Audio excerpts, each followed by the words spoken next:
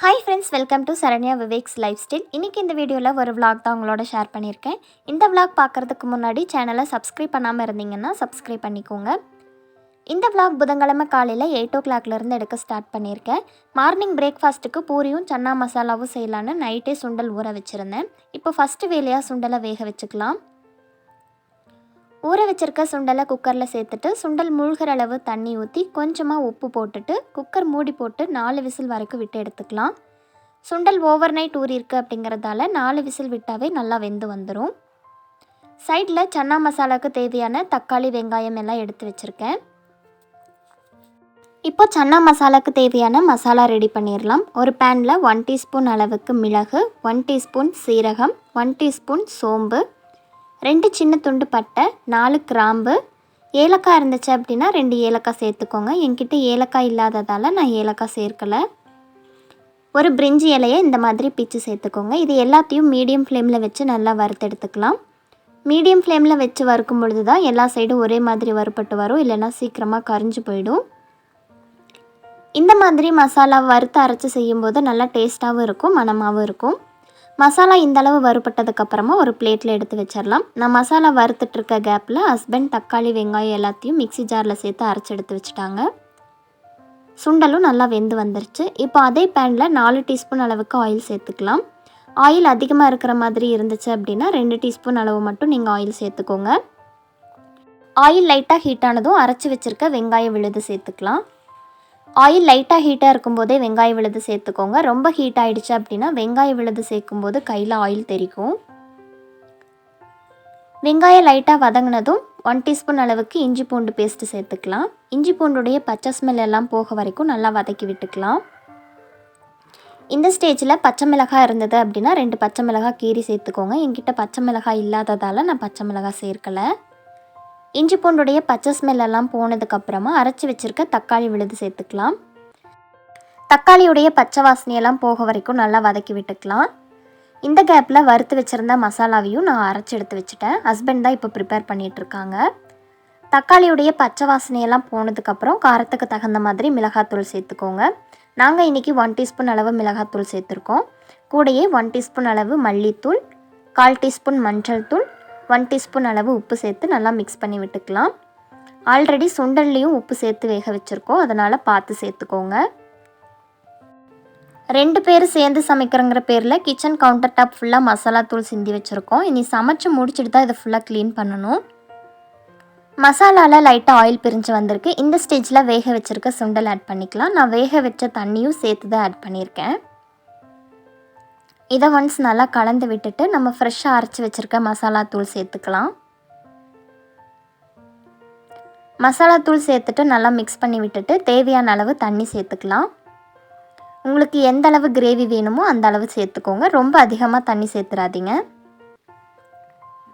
இந்த ஸ்டேஜில் உப்புடைய டேஸ்ட் பார்த்துட்டு தேவைப்பட்டால் சேர்த்துக்கோங்க. இப்போ ஒரு மூடி போட்டு 10 நிமிஷத்துக்கு இதை நல்லா கொதிக்க விடலாம். இடையில அப்பப்போ எடுத்து மிக்ஸ் பண்ணி விட்டுக்கோங்க. 10 நிமிஷம் கழித்து ஓப்பன் பண்ணி பார்க்கலாம். நல்லா ஆயில் பிரிஞ்சு வந்திருக்கு. சூப்பராக ரெடி ஆகிடுச்சு. கடைசியாக கொத்தமல்லி தழை அப்படி இல்லைன்னா கஸ்தூரி மேத்தி தூவி இறக்கிடலாம். நாங்கள் இன்றைக்கி கஸ்தூரி மேத்தி தான் ஆட் பண்ணியிருக்கோம். இந்த கிரேவின்னு இல்லை, வேறு எந்த கிரேவி செஞ்சாலும் லைட்டாக கஸ்தூரி மேத்தி ஆட் பண்ணோம் அப்படின்னா டேஸ்ட்டு சூப்பராக இருக்கும். கஸ்தூரி மேத்தி ரெடி பண்ணுறது ரொம்பவே ஈஸி. வெந்தயக்கீரையை பிச்சு வெயிலில் காய வச்சு எடுத்து வச்சோம் அப்படின்னா கஸ்தூரி மேத்தி சூப்பராக ரெடி ஆகிடும். எல்லா கிரேவிக்குமே நம்ம இதை யூஸ் பண்ணிக்கலாம். சைடில் பூரிக்கு மாவு பிசைஞ்சு வச்சுருந்தேன். நான் தேய்ச்சி கொடுக்க ஹஸ்பண்ட் போட்டு எடுத்துகிட்டு இருந்தாங்க. புதன்கிழமை வந்தாவே 2 பேரும் சேர்ந்து தான் சமைப்போம். அதே மாதிரி தான் இந்த வாரமும் சமைச்சிருந்தோம். நான்வெஜ் எடுத்தோம் அப்படின்னா நான் ஒரு ரெசிபி, அவர் ஒரு ரெசிபி செய்வோம். இந்த chana masala gravy puri, chapati, white rice கூட வச்சு சாப்பிட்றதுக்கு சூப்பராக இருக்கும். கண்டிப்பாக நீங்களும் ட்ரை பண்ணி பாருங்கள். பிரேக்ஃபாஸ்ட்டுக்கு பூரியும் சன்னா மசாலாவும் செஞ்சு சாப்பிட்டாச்சு. சாப்பிட்டு முடிச்சுட்டு ஹஸ்பண்ட் சீரீஸ் பார்த்துட்டு இருந்தாங்க. எனக்கு கிச்சனில் கொஞ்சம் ஒர்க் இருந்தது, அதை நான் பண்ணிகிட்ருந்தேன்.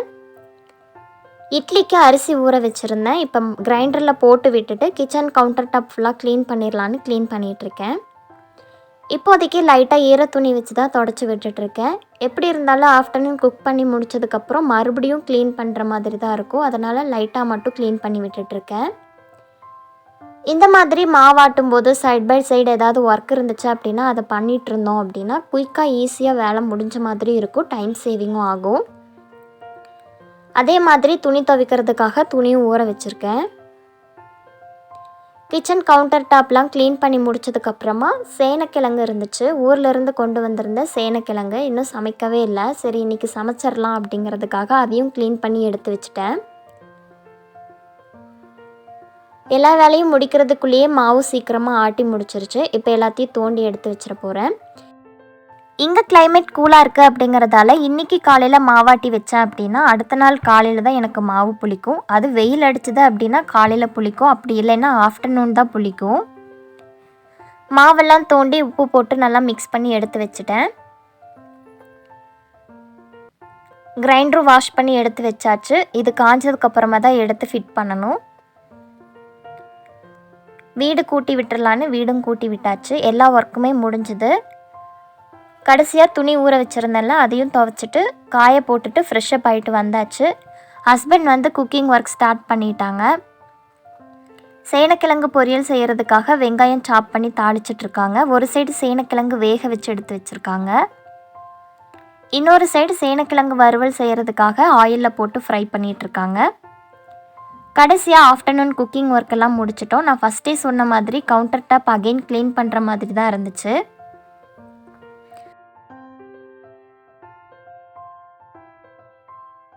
இது ஃபுல்லாக க்ளீன் பண்ணி முடிச்சுட்டு சாப்பிட்டுக்கலான்னு எல்லாத்தையும் எடுத்து ஹாலில் வச்சாச்சு. எப்போவுமே ஹாலில் தான் உட்காந்து சாப்பிடுவோம், அதனால் ஹாலில் எடுத்து வச்சுட்டேன். குக்கரில் சேனக்கிழங்கு வேக வச்சுருந்தாங்க. கொஞ்சம் தண்ணி அதிகமாக போயிடுச்சு போல், அதனால் பொங்கி வந்துருச்சு. வந்ததுமே சொன்னாங்க இந்த மாதிரி பொங்கி வந்துருச்சு அப்படின்ட்டு. சரி ஓகே க்ளீன் பண்ணிடலான்னு க்ளீன் பண்ணிகிட்ருக்கேன். அதுவும் மஞ்சத்தூள் போட்டு வேக வச்சுருந்தங்காட்டி ஃபுல்லாக மஞ்சளாக இருந்தது. நான் இப்போவே வந்து க்ளீன் பண்ணி வச்சிட்டேன் அப்படின்னா தான் எனக்கு ஈஸியாக இருக்கும். காஞ்சதுக்கப்புறம் க்ளீன் பண்ணால் ரொம்பவே ஸ்ட்ரெயின் பண்ணி தேய்க்கிற மாதிரி இருக்கும். அதனால் எது சிந்தினாலும் அப்போவே நான் தொடச்சி விட்டுருவேன். நீங்களுமே அப்புறம் தொடச்சிக்கலாம் அப்படின்னு சொல்லி விட்டிங்கன்னா க்ளீன் பண்ணும்போது ரொம்ப அழுத்தி தேய்க்கிற மாதிரி இருக்கும். ஒரு துணி வச்சாவது அப்போதைக்கு தொடச்சி விட்டுருங்க, அப்போ தான் கொஞ்சம் ஈஸியாக இருக்கிற மாதிரி இருக்கும். ஃபைனலாக க்ளீனிங் ஒர்க்கெல்லாம் முடிச்சாச்சு. இன்றைக்கி எங்கள் வீட்டில் என்ன லன்ச் ப்ரிப்பேர் பண்ணியிருந்தோம் அப்படின்னா சேனக்கிழங்கு வறுவல், சேனக்கிழங்கு பொரியல், ஒயிட் ரைஸ், மார்னிங் செஞ்ச சன்னா மசாலா கிரேவி கொஞ்சம் இருந்தது, அதை வச்சு சாப்பிட்டாச்சு. சாப்பிட்டு முடிச்சுட்டு பாத்திரம் எல்லாம் கழுவி வச்சுட்டு டிவி பார்த்துட்டு ரெஸ்ட் எடுத்துகிட்டு ஈவினிங் அப்படி வாக்கிங் போயிட்டு வீட்டில் ஃப்ரூட்ஸ் சுத்தமாக இல்லை, அதனால் வாங்கிட்டு வந்து எடுத்து வச்சுட்டு இருந்தேன். இன்றைக்கான விலாக் இது தான். இந்த விலாக் உங்களுக்கு பிடிச்சிருந்தா லைக் பண்ணி ஷேர் பண்ணி சப்ஸ்கிரைப் பண்ணிக்கோங்க. தேங்க்ஸ் ஃபார் வாட்சிங்.